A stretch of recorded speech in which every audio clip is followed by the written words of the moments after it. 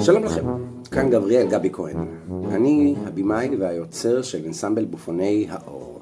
במשך שנים אני מתעסק בליצנות ותיאטרון פיזי ובופונים. הבופון היא דמות שבדרך כלל נראית נורא מוזר, מרגישה נורא מוזר, מתייחסת לעולם בצורה אחרת. היא שפה. השפה בדרך כלל היא שפת ג'יברי, שפה לא ברורה, התנועה היא תנועה קצת עקומה. לבופונים שלנו, לאנסמבל המדהים, יש מזוודות מלאות באור. הם לא יודעים את הדבר הזה, והם לא מבינים למה הם צריכים להסתובב. הם קיבלו משימה להסתובב עם המזוודות האלה לכל מקום שילכו. הפעם אנחנו רוצים ליצור להם מופע שהוא בעצם מסביר מה יש בתוך המזוודות האלה. בתוך המזוודות האלה יש מוזיקה. בתוך המזוודות האלה יש שירה.